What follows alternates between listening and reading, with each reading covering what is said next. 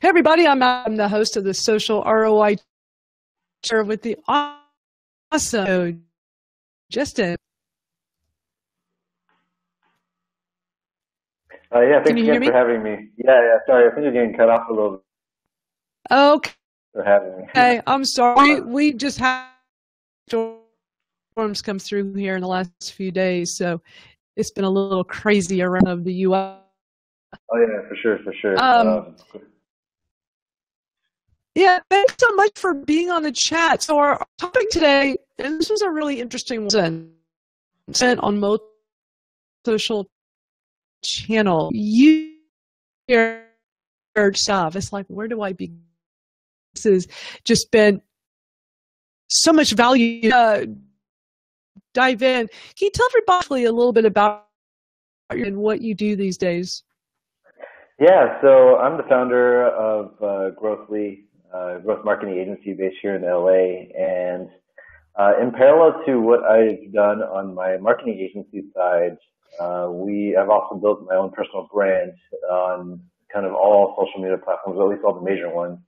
And it all started out actually with Snapchat, and then I started adding one channel at a time, Instagram, my Facebook, LinkedIn, Twitter. So then I just started kind of figured out that I can start kind of creating around what I'm doing daily and kind of documenting that, but going even a little bit more beyond just simple documentation, which I think a lot of people do. It's just starting to add a lot of insights and just a lot of ideas and just thoughts, and sharing that with kind of. Then I've been kind of had some good opportunities come my way to work with people like as well as CES, Samsung, and so what allows my this is all kind of at the same time parallel to building up my own personal brand. And what I've learned from that is, I had to kind of push my content everywhere just because you never know who's watching, reciting on a single platform. Some people might be on Twitter, some might be on Facebook primarily, on Instagram, or some people might be on every single platform, but on different days, different hours, they're on the different platforms, watching and consuming content. So to me, like when I started out, it did start out with one single platform or channel, but as it progressed and go, I started adding on more and became more comfortable on kind of pushing the content all over. Right. You are right. That is for sure. And I apologize if I cut out. Just let me know. I'm having trouble hearing it's cutting out before. Considering this big storm, I'm sure everything is overloaded here on the internet. We were on question number 2 about frequency on the different social sites, and I love that you infographic that the different times per day and times with the different platforms. About that? So basically, each platform has its own kind of context in terms of how much other people are posting content, but also taking into account of even like the newsfeed algorithm, like on Facebook, and like let's just go down the list, like Twitter. If you tweet something, it's just gonna get it's just going to get swallowed up by other people's tweets. So technically then at that point, you have to post high frequency in order to try to get your words out there, and cut through that noise. Whereas like a platform like Instagram, really favors you on posting, at least content once a day. But I've seen kind of, there's different tactics actually, if you are delivering a little bit more, up to news content and you can deliver high value content, I've seen people post every couple of hours actually but that requires you to have a lot of images at your disposal.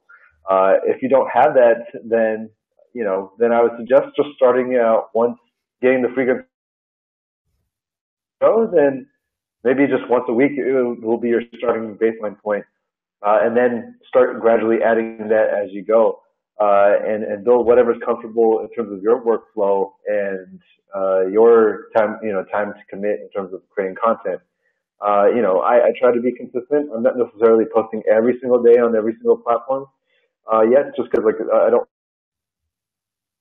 I try to at least post something at least once or twice a week on across all platforms. Where some platforms I like I tweet every single day, and LinkedIn I post every single day, and so I have some favorites, and so find out what start first with your favorites and through citing, and then kind of scale and go from there.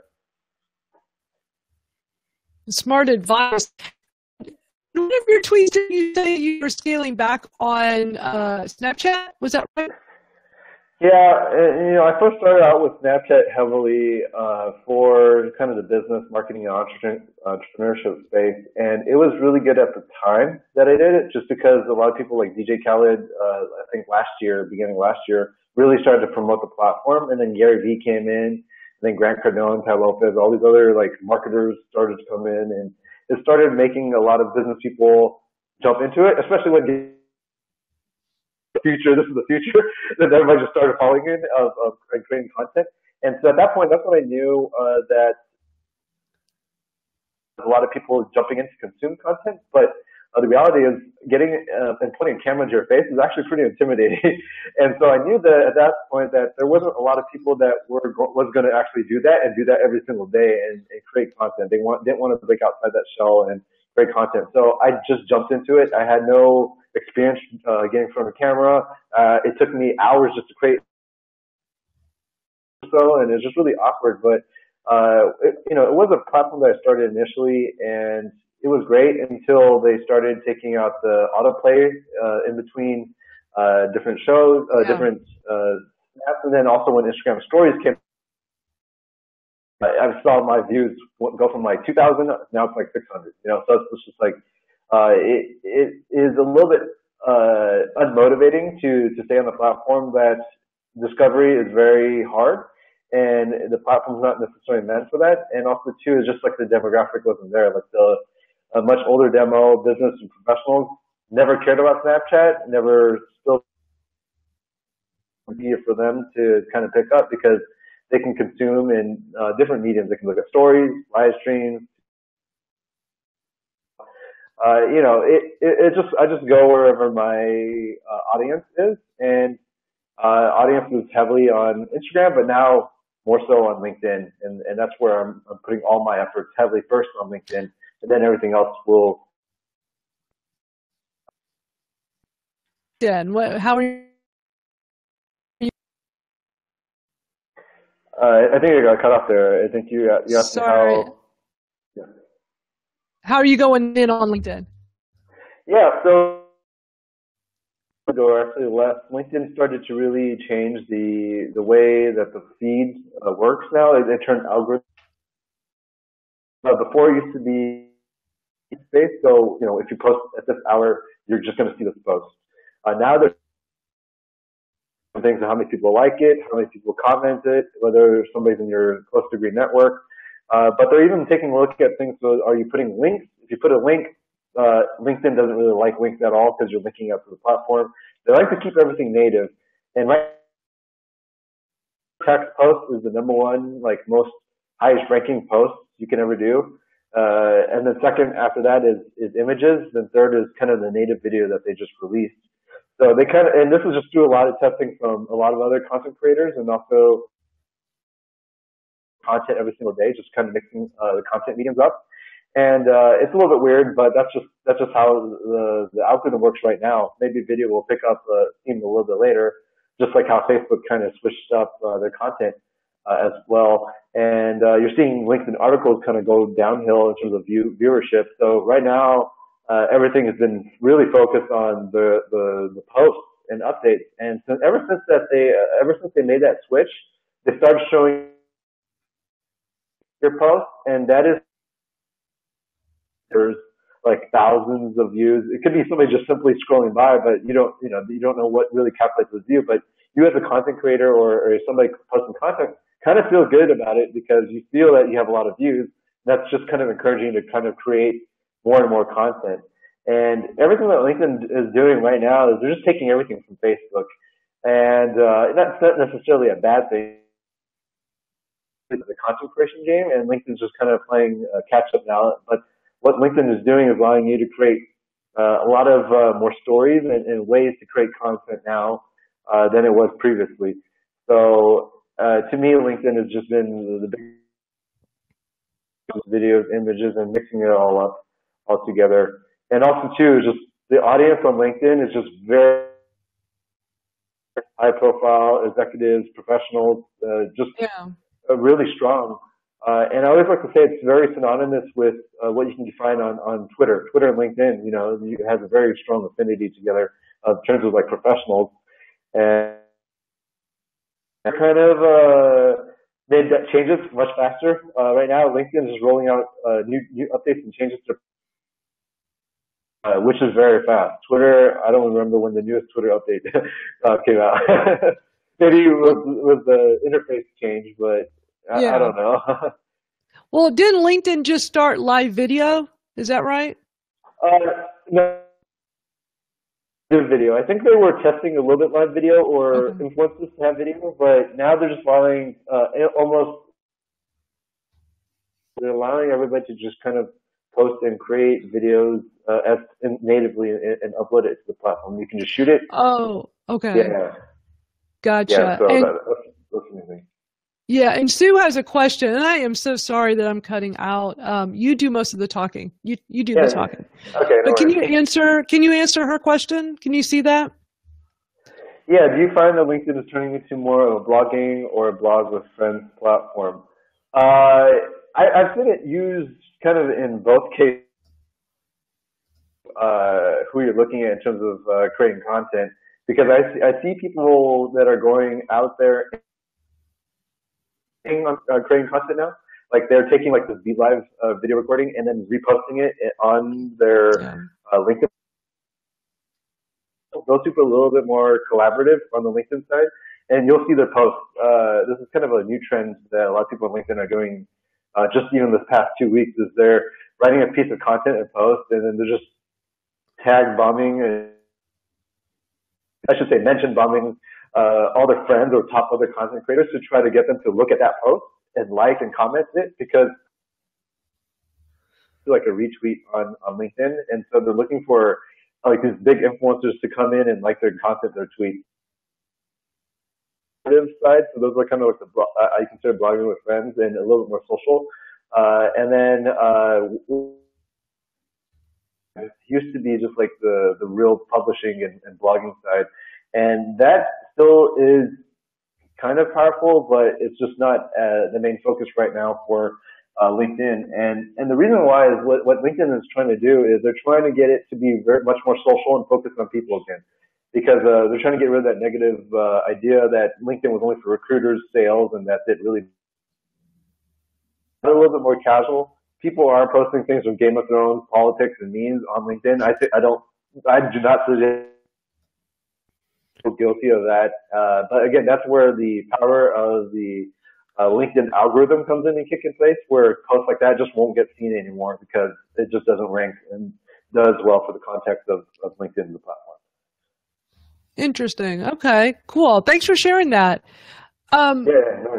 One thing I wanted to bring up, question number 4 on the chat, when we were talking about those who do not plan or planning to fail, and we were talking about some time-saving tips, and you were talking about building a content calendar and being aware of what's happening. Can you talk a little bit about that? Yeah. And I kind of do it in 2 steps. First is just looking at the whole month, right? Is there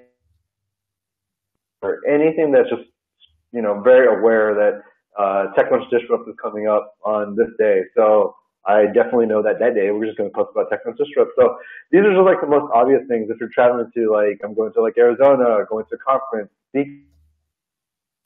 business meetings, right? Like I can turn that as at a moment to create content. I'm just taking a catalog of what's going on in terms of like the business scope, whether it be a personal brand or just like a business brand itself. It's like what's happening inside the business, or and how can we turn that event into content or create content around that event to kind of highlight the people, the businesses, the partners, or other companies involved or sponsors, That's like the low hanging fruit, and that's what I like to think about initially. And same thing with holidays, right? Beyond that, then that's when you start to maybe once you start creating and inventing new pieces of content. And there's different methodologies or ways that people have gone about it. You know, some people will go and build different things like we're going to post Tuesday for the specific theme. Just find or create a template that is something that you can to just get you that baseline of content. You know, so if you're going to find like a motivation quote and plan it on every single Tuesday, then you got all your thing in between. Can be either planned for or reactive on whatever you find on what's trending now, or what's happening in between. So I like to mix it up between planning all the low hanging fruit out, so I just know that I have something on that day guaranteed. And then as the week goes, per week, it's what things that happen at that time. That's when I can start on the fly or kind of ad hoc, if that makes sense. And then one other piece, this is a little bit more as you continue on, is like I always like to establish the baseline. Then now it's like you're going to start to try to invent, do it yourself, and just try to sit down. And I usually take like Sundays as a quiet time and just start writing topics or different templates of ideas, and then go from there. And then start writing these long pieces of blog content. And I might not finish it that week, but I'm constantly grinding through it throughout the week, so that I have this really big content piece or video piece post that I can kind of share and deploy. And the last easy one is, if you can't invent new ones, then collaborate. Invite guest hosts, guest speakers, just like how we're doing right now. You know, like you don't always have to have the burden to create content. You can create content